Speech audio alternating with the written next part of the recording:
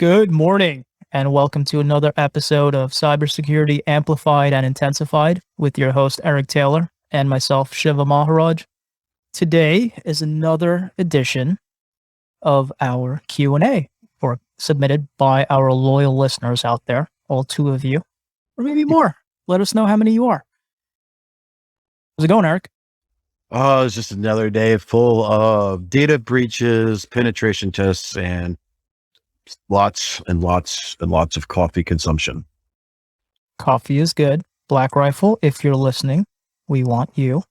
We would love a sponsorship of some coffee. I know Eric would. He could go through a bag a day. Probably. So what are we kicking it off with today? What's the first article submitted by our listeners? The first one I think we're going to dive into really is Cisco will not fix zero-day remote code execution, RCE vulnerabilities at the end of life VPN routers. So there's been some 0 days, as you can tell from this, that's been released via GitHub, where you could be able to SSH or not through SSH, but the GUI, be able to race to an elevated command prompt in a GUI from a Cisco VPN. What is your take after looking through this article so far? I think we're going to have the same opinion. I applaud Cisco. It's about time vendors start saying no more updates to end-of-life hardware, because that is how we get into companies coming to you or I saying, hey, we have legacy blah, blah, blah out there, and we got hacked. Well, you got hacked because you're too cheap to spend money. There's no need for legacy systems. I do not care the excuse. Yep. Even on this article, I agree with you 1,000%. There are small business models here that are listed on this website, and we'll have the link for those who are in the audio version of this thing. There are end of life as of December 2nd, 2019. So we're coming up on 3 years. We're at 2.5 years. So even if you were waiting for end of life and then cycling out, say 4 or 6 months afterwards, I don't agree with it, but I can easily see that standpoint, trying to maximize the the shelf life of your hardware. But, we're at 2.5 coming up on 3 years past the time that this thing gets come end of life. It's time to move on. Let's be honest here. December 2019 was EOL, end of life, for those of you who don't know what that is. Now, do you think all of those router models are up to date with their software patching? Absolutely not. So what does it matter if no more patches are going to be released after EOL? You would think that they would just hopefully, they as in the clients or MSPs or anybody that's, selling these things and using them, that they would eventually get themselves together and get a newer model, right? But that would cost too much. That would cost a fraction of what you or any other IR firm would charge post-incident. What are you talking about? That's madness. I get it, but at the same time, you have to invest in your technology. You got to invest in your security. If you're not going to do it, who the hell is? Your insurance company when they have to pay your ransom? Yeah, like that's going to save you.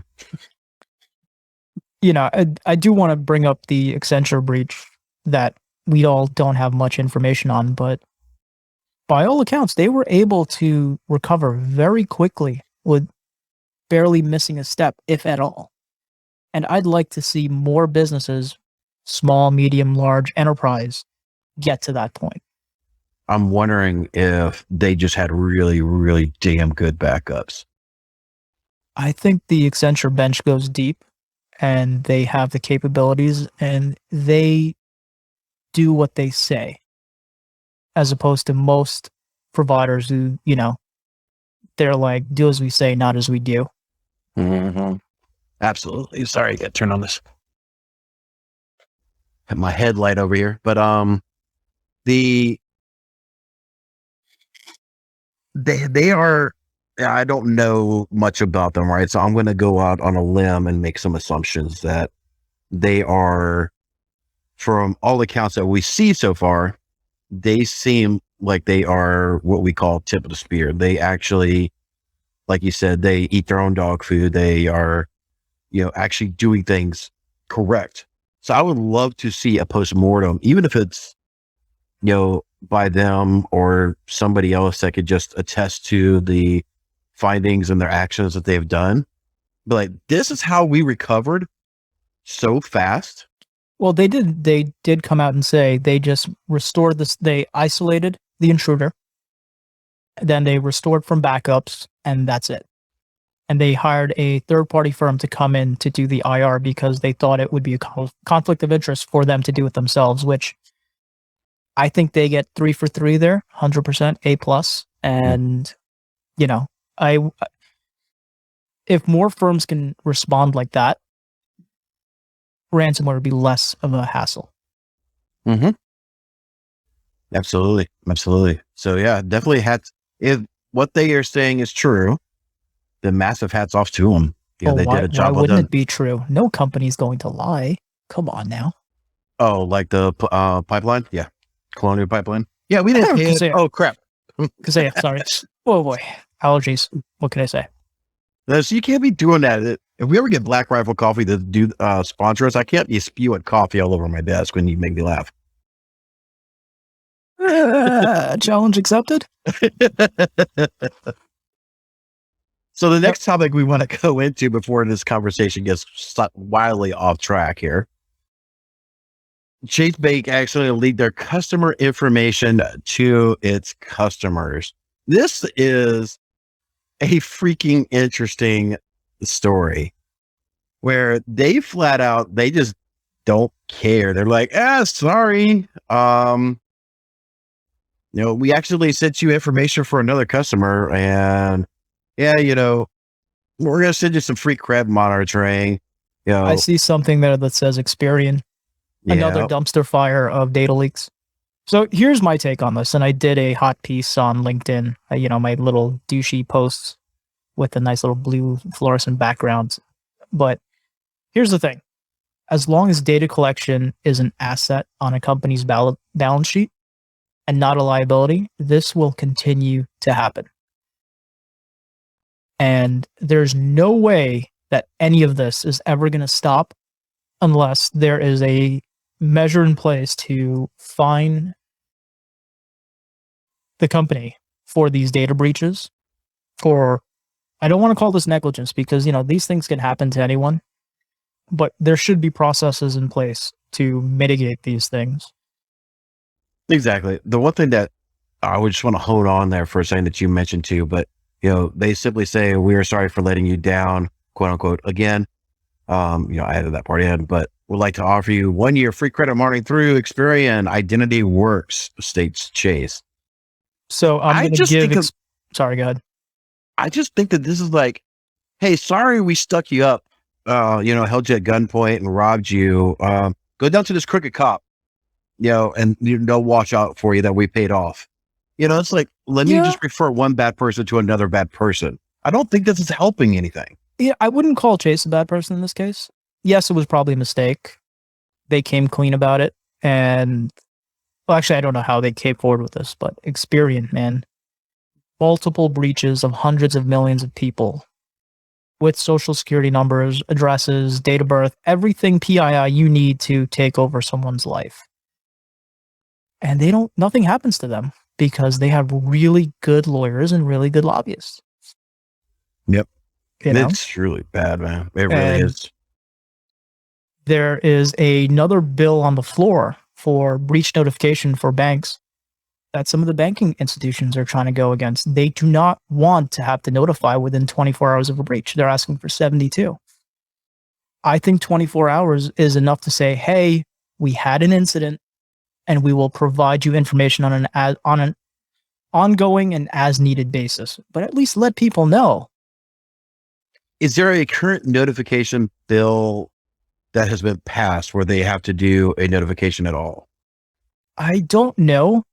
And furthermore, I don't even know if they follow these things because you and I both know institutions, companies that have had a security incident and they have data on New York State residents who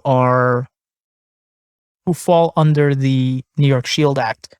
which classify a breach as unauthorized access, which I love. It's not proof of exfiltration, blah, blah. It's unauthorized access. And one company in particular still has not notified New York State. Mm-hmm. So until these things are going to be enforced, everyone's data is going to be on the dark web. And pretty soon, once everyone's information is on the dark web, they're going to have to look for other ways to monetize this stuff, meaning the bad actors. Well, that really brings into what our last article will be in just a moment. But looking back over I spent some of this week looking back through all the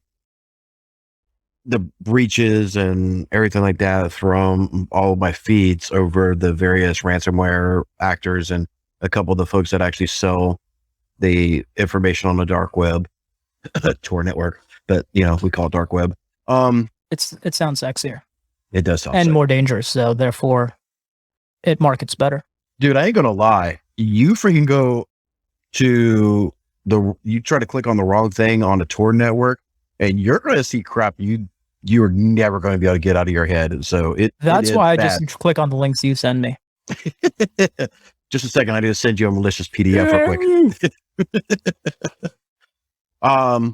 So this next one really is one that especially hits home to me because we are, everybody in my organization has T-Mobile. I don't know if we are part of this just because our plan is still a quote unquote Sprint plan and hasn't fully transitioned over to T-Mobile yet. So I don't know how I think the databases are still separate because we still have different logins for Sprint accounts and T-Mobile accounts. So I'm thinking that it's completely separated, but I'm still nervous as crap over this one where it's not just your name, address, and dadgummit, your social security number, but it's also your phone identification number, your IEMI. Hold on. IEMEI? Yeah, exactly. So you can you could actually literally start doing SIM cloning and stuff like that because a lot of the Google phones, like the true Google phones. Well, are they including the eSIM numbers built into the phones themselves? Mm-hmm. Okay. So SMS, 2FA, I love you. Mm-hmm. Now, see, like iPhones still require a SIM card for T-Mobile. Okay. Now, Google Pixels do not. So, at least with an iPhone on T-Mobile and Sprint, you have that extra layer, if you will. I'll use an extra layer really, really loosely, but you have an extra layer of quote unquote security that they have to overcome to fully clone your phone. But if you're going around and people have Google Pixel phones, all you guys do is mimic that freaking number and you're golden. So let's dive into 2FA here, because I know you think it's a dumpster fire. I think it's a dumpster fire. And a colleague of ours showed us a patch that the military issues for dumpster fires. I think we should start sending those out to people when they are worthy of a promotion. But is now a good time to really talk to your clients about moving to something like a Duo push notification for MFA? Yeah, any form of MFA. Even Microsoft Authenticator is a freaking MFA.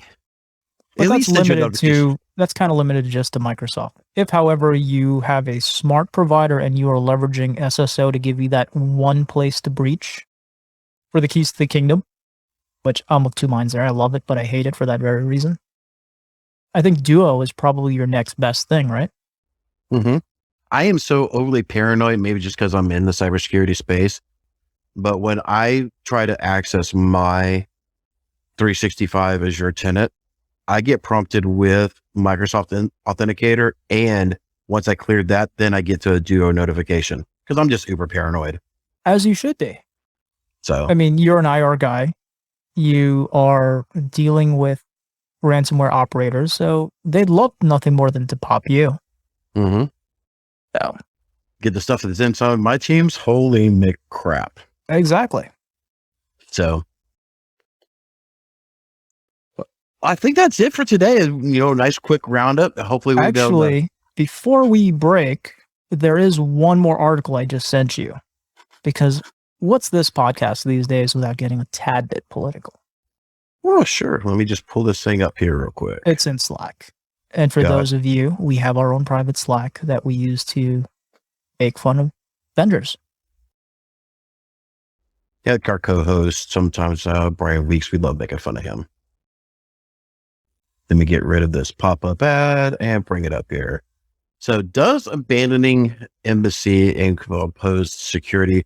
Oh, dear God, here we go. You're going to get me on my soapbox. We're supposed to keep this under 30 minutes. Well, we're only at 16 right now, minus editing time. So here's the thing. I will preface this by saying my personal view is I don't think any president would have done any different in the withdrawal. I think the only variables that could have potentially been controlled are the ease and pace, or relative ease and pace, of evacuation. I think the fall was going to happen regardless of who the president is or was or will be. That said, I read a lot of articles where it seems there was no evac plan or contingency plan for the embassy and Americans and those friendly to American forces. And what really is starting to rub me the wrong way is we've seen China making overtures to the current Afghan government, or whatever we're calling them these days. What type of technology is being left behind that the former Afghan army was equipped with? What kind of technology may be left behind in the skirmish to get out of the embassy that can be exploited by APTs looking to get in on our technology? And that's where I'm going with this article. Yeah, so I've seen some unofficial reports, but through history, we've seen a lot of this stuff where the embassy was being turned into a dumpster fire, literal dumpster fire. They were burning, not shredding, but fucking burning classified documentations inside of the embassy. We have seen reports where the Taliban is learning how to fly the Black Hawk helicopters that were there. We've seen reports of the Mark 19 grenade launcher, over 3,000 of them being left there. I agree with you. Should we get out? Yes. The reports that all the generals, all the people that were in the quote unquote information security space, whether they haven't said, or I haven't seen any, I should say, whether it's, CIA, NSA, military intelligence, whatever the case is, that if we do this in the way that you're projecting, this is going to end fucking horribly. This is a bad way of doing this. And there's people who's come out on the news saying we have given this current administration so many names, where they're located, all this stuff, and they're not doing anything. It is literally like, the way I look at this, it's like a kid just had a temper tantrum, picked up this ball, and is walking the fuck home. I don't think it's that. I think the government, again, it could be the previous administration, this administration, or the next one, whatever incarnation. I think they're just tired of spending money to play whack-a-mole.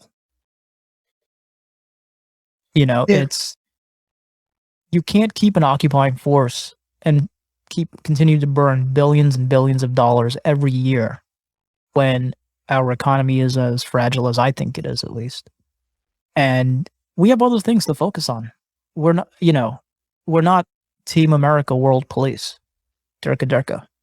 We have been for so many centuries, though. We have been the world's police. It just does. Oh God, here we go. But when China goes and says, look what America is doing, they're not going to be around to help you when the shit hits the fan. They're just going to pack up and leave. Again, that spoiled child who gets pissed off, takes his ball and walks home analogy.